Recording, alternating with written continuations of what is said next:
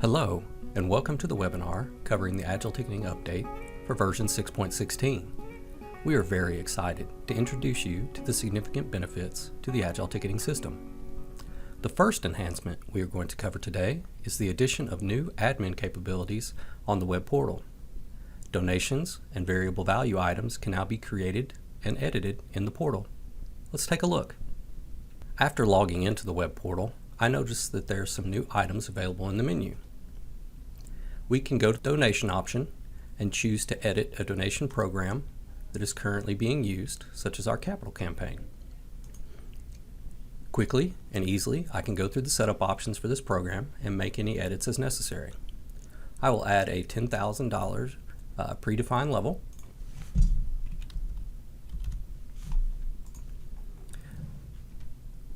And also copy some more text into the confirmation email area. I will click the Save button in order to apply these changes. I also want to add a new rental fee for our theater. I go to the Variable Fee option and click Add Variable Fee. I will select the theater rental folder, as that's where I want this fee to be hosted. And I will give this fee a name.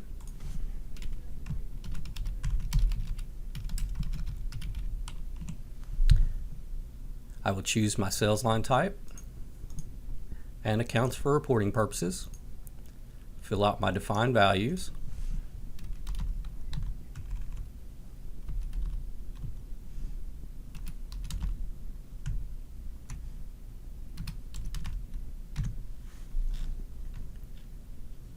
I'm going to also allow open entry of any amount beyond these predefined amounts. I'm going to go and turn on this to be available for all sales channels, as well as bump the end date out to allow it to be on sale for a long time. And I will click the Save button in order to add this new rental fee. The next enhancement we are going to cover today is variable pricing for events, catalog items, memberships, and passes. When defining a price point, we now have the option of defining a minimum and maximum value, allowing customers and sales agents to define any price within the variable range. Feedback from the community led us to add this functionality. We have had several people say they want pay-what-you-can options for tickets or variable giving levels for memberships. I want to encourage you to visit our feature request area, agiletix.com/community, so that you can get involved in the community of users providing valuable feedback. Let's take a look at this new feature. We will go into the app to set up a new price and price date in our events folder. We start by setting up a new price for a pay-what-you-can event ticket.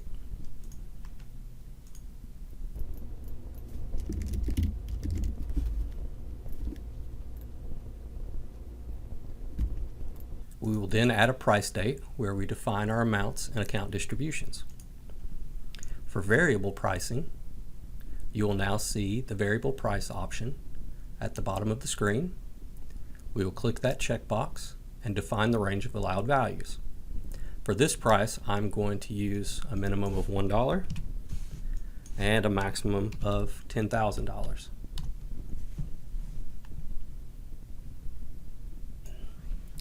When setting up our distributions, we have some options. We can define a default value of $0 in our price distribution and define our account.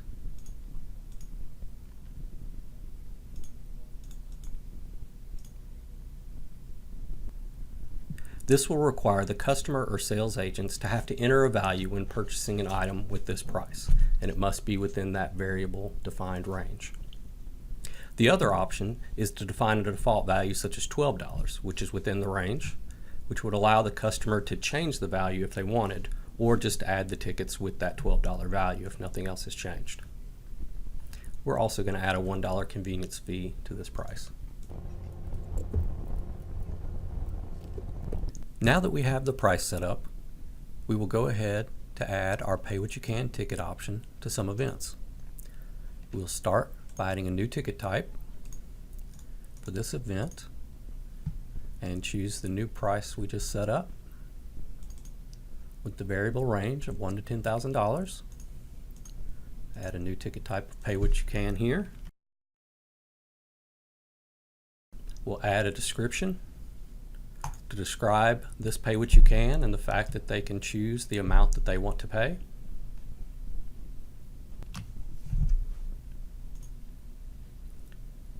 We'll go ahead and add it to multiple sales channels while we're here.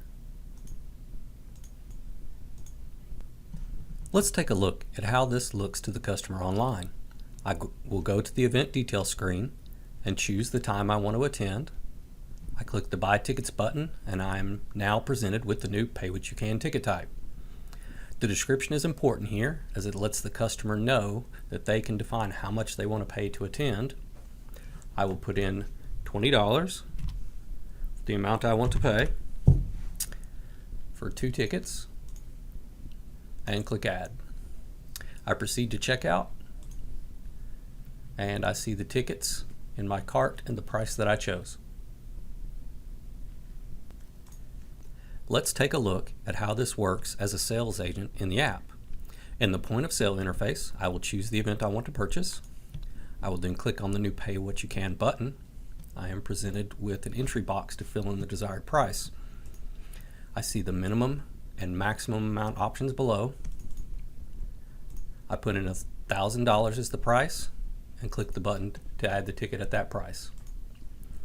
My $1,000 as well as the $1 fee. In the classic sales interface,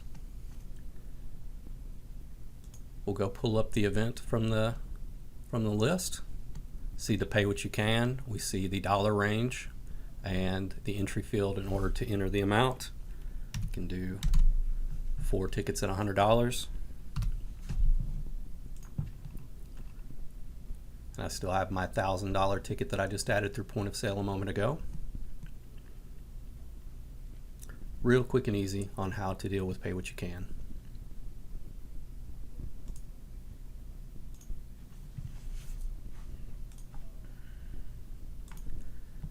The next enhancement we are going to cover today is dynamic discounting for event tickets and order maintenance. This feature is controlled by permissions and the user has to be granted access to this feature. In a past update, we added the ability to discount catalog items and memberships and passes in point of sale mode only. This update continues to expand the discounting feature to allow more options and flexibility. Let's take a look. In the point of sale interface, when selling tickets, we now see this percent icon next to the ticket prices. I can add a ticket, it'll go out as the normal price, but if I click on the percent icon and click on a ticket, I will now be presented with how I want to apply a discount. Discounting provides 3 ways for discounting this price. We can choose to do a percentage off with this button, a specified dollar amount reduction off the $9.50 with this button, or a specified amount with the third button. I'm going to choose to do $3 off by typing in 3 in the reduction amount and choosing the dollar off. Now when looking at the details of these particular tickets, we see my original $9.50 ticket as well as my $3 off ticket. If I want to change price on one of these tickets now that it's already in the order, I can go ahead and choose this change price option to change the details of the tickets that are here in my cart. So I'll go ahead and choose adult matinee, use the new percent button next to the price defined, and go ahead and make it $2 off.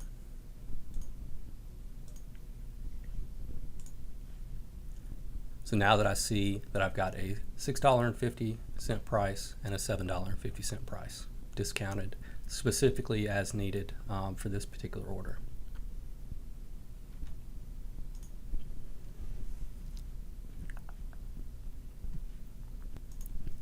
This option is also available in order maintenance mode. I will pull up an order by order number. I need to discount the 2 adult tickets to half price. I will select those 2 tickets and click the change price button. I'll choose the ticket type of adult. I'll type in 50 in the reduction amount in order to do a 50% off price.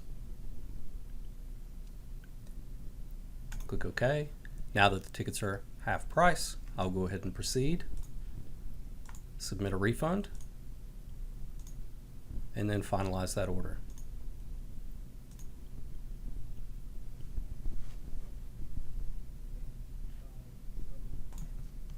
The next enhancement we're going to cover today is some new settings in the membership and pass area. Agile Ticketing has an option for memberships to require approval before a customer can use any benefits. However, this applied for all levels for that membership or pass. Now this setting is defined at each individual price point. This will allow greater flexibility to define only certain prices or levels to require approval. This is useful, for instance, for a student membership, where you want to verify they are actually a student before allowing them to use any benefits for their discounted membership. Let's take a look. When pulling up the properties of a membership price, I see the approval area at the bottom of the General's Options tab. I can check the option to say that approval is required and put any text that defines the requirements below.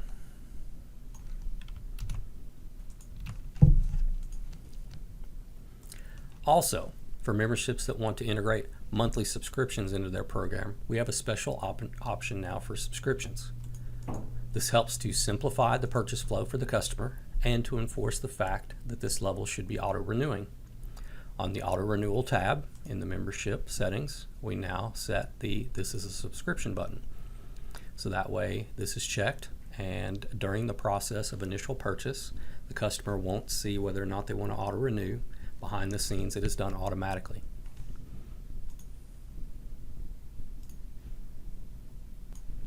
The next enhancement we are going to cover today are changes to the purchase flow at a box office when using PAX EMV credit card terminals.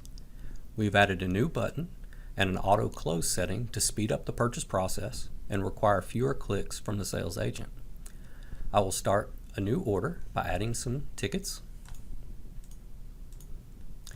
Now I see the new EMV button in the main icon bar that starts the communication with the EMV process. On the terminal, the customer will swipe their card.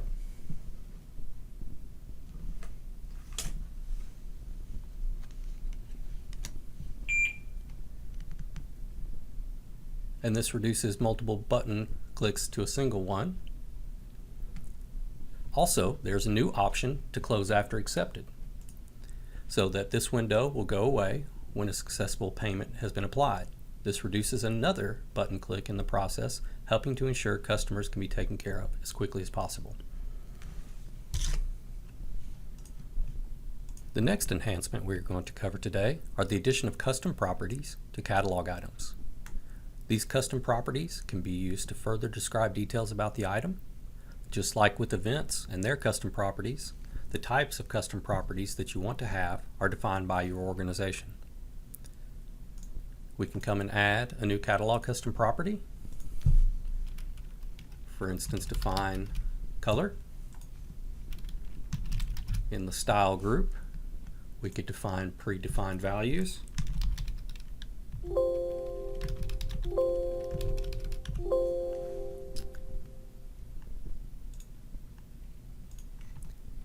Now, when looking at different catalog items, we can go into the properties of that item, go to its custom properties, and define values for this particular item for those descriptions. And these custom properties will show up to customers during their online purchase, as well as aid in searching for items through the search interface online or through the search in the point of sale interface.